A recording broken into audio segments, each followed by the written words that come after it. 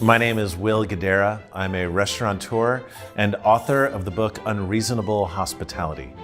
My restaurants over the years included 11 Madison Park here in New York, which in 2017 was named the #1 restaurant in the world. Service and hospitality are not the same thing.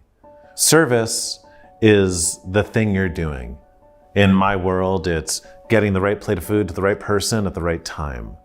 Hospitality is how you make people feel when you do that thing. In The Bear, season 2, episode 7, it's called Forks. When Richie goes to work at the fancy restaurant, and when he gets there, he has no passion whatsoever for hospitality, but by the time he leaves, he is completely addicted to it.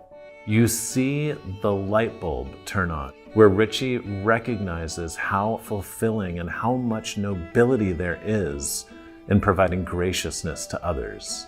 I don't care what you're serving, what you're selling, the way you make people feel will be the thing that they remember more than any of that.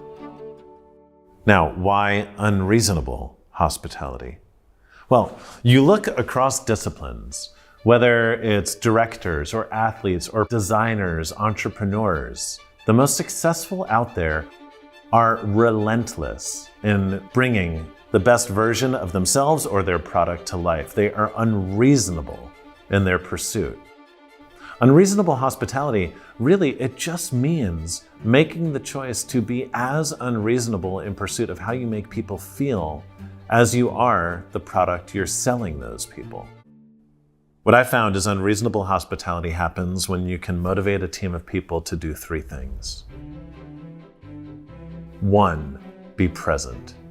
What that means is caring so much about the person you're with that you stop caring about everything else you need to do. And these days with cell phones as perpetual distractions in our pockets or with our ever-growing to-do list, it can become really difficult to slow down for long enough to actually listen to those around us. With hospitality, sometimes you need to slow down in order to speed up. Number 2, take what you do seriously, but take yourself less seriously.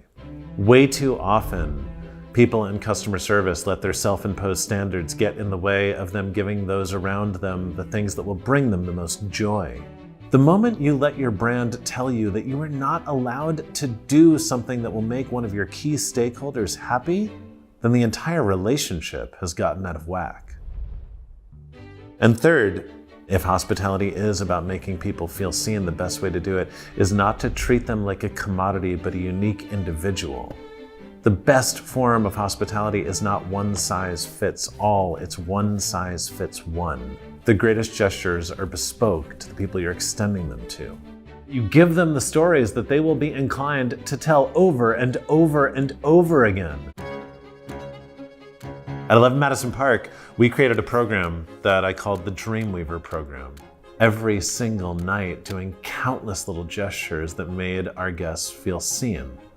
One time, a guest called us before he came into the restaurant to just warn us that his dad was more of a Budweiser steak and potatoes kind of guy than what we were serving. And so we had these fancy champagne carts where there were picture like a champagne bucket on a cart that we'd push over to the table. The Dreamweavers went around to every bodega in the neighborhood and bought every available type of bottled bud, and we filled the champagne cart with that instead. The moment we pushed that up to this guy's dad, immediately he felt at ease. He was now in a place where he belonged, and he was that much more able to enjoy the meal that came next. I talked to that guy's dad about a year ago.